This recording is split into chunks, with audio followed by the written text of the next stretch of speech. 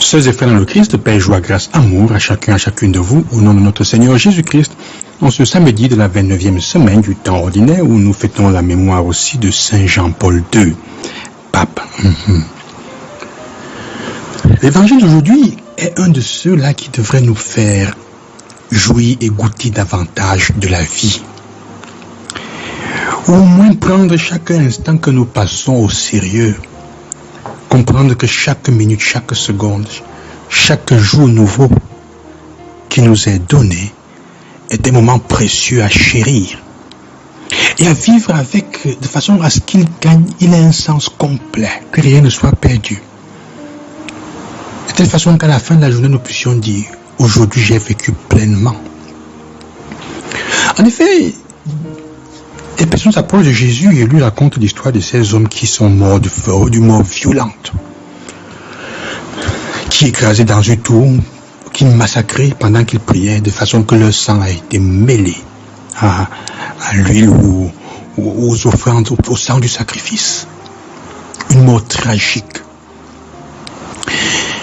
Et Jésus dit, faites attention parce que si vous pensez que cette mort-là leur est arrivée parce qu'ils avaient pu pécher, ils avaient péché plus que d'autres. Et si vous ne faites pas attention, vous mourrez vous aussi de la même manière. Non pas qu'ils mourraient de la même façon tragique, égorgés de cette façon, mais qu'ils mourraient de même mort subite, que la mort arriverait sans qu'ils ne se rendent compte. Et Jésus met en garde, faites attention que les jours qui vous sont donnés, tu ne connais ni l'heure ni le jour. Parfois nous vivons comme si nous étions maîtres de temps, comme si tout dépendait de nous, comme si on avait beaucoup de temps et on ne sait pas. C'est-à-dire que comme si la mort n'existait pas. C'est pas pour dire qu'elle arrivera demain. C'est pas pour dire qu'il faut vivre de façon déprimante. Non. C'est qu'il faut vivre avec la conscience de la préciosité du moment que nous passons. Tu es là maintenant. Mais dans 2 minutes, 5 minutes, tu pourrais ne pas être là. Ça me rappelle toujours l'histoire de ce monsieur qui nous a raconté quand nous sommes petits, qui un jour va rencontrer un homme en route, comme c'est les voyants qu'on connaît parfois, et qui lui dit, tu vas mourir dans 2 jours à 12 heures. À 12 heures. Et le monsieur, après il dit, je vais voir comment je vais mourir, ce jour-là vraiment. Il s'assoit, au moment, quand 12 ans d'arriver, il s'assoit. Il pense à chier, il s'assoit dehors, il attend, il dit je veux voir la mort arriver. Et à un moment, il était tellement fatigué qu'aux environs de midi, il s'est mis à s'endormir. Mais il dormait, la tête baissait, il piochait et il résistait. Il dormait et il résistait. Oh, il y a un bouc qui passait par là, bien connu. Et le mouvement de la tête du monsieur semblait faire comme quand les boucs se provoquent et veulent se faire du mal. Le bouc voyant le monsieur somnolé et la tête tombée et se réveiller, crut que le monsieur était en train de le provoquer, et alors il courut et il en corna. Avec ses cornes, il frappa le cou du monsieur qui mourut sur le champ sans s'en rendre compte. La mort peut arriver à tout moment, même parfois quand on pense qu'on a du temps ou qu'on ne la voit pas ou qu'on peut la contrôler. Bien qu'il y ait beaucoup de types de morts, pas seulement la mort définitive. Mais dans le quotidien, il peut y avoir la mort. On peut mourir même de façon sociale. On peut mourir de plusieurs façons en soi-même.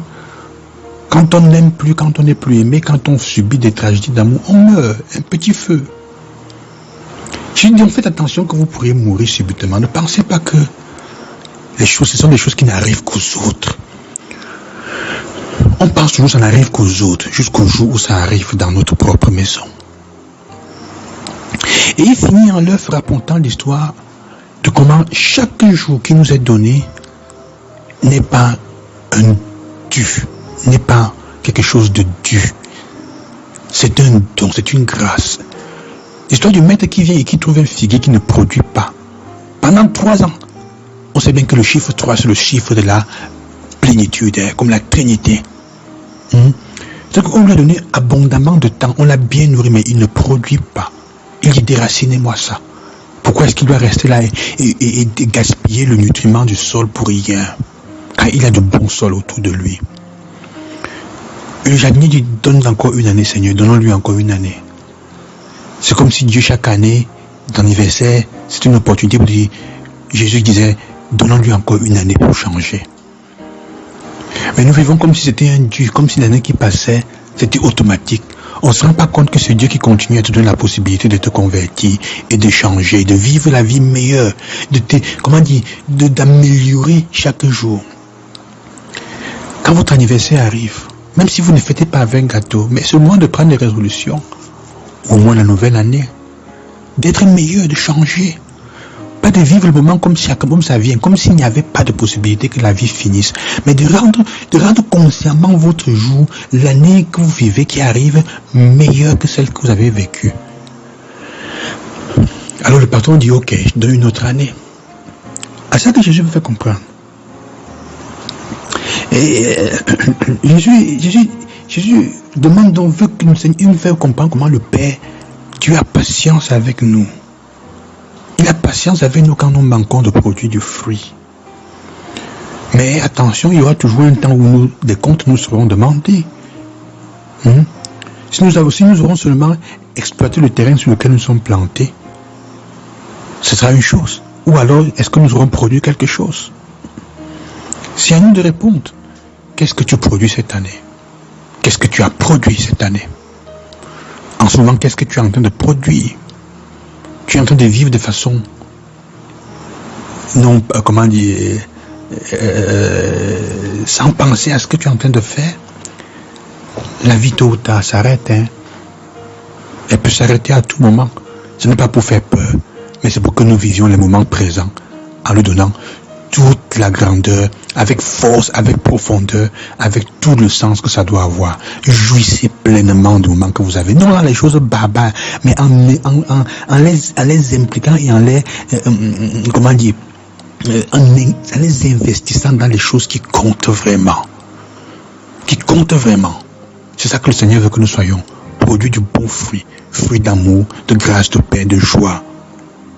Que le Seigneur vous bénisse et qui vous accompagne et que chacun de vous aujourd'hui, à la fin de cette journée au moins, en s'asseyant avant de dormir, dise, j'ai produit quelque chose de bon aujourd'hui.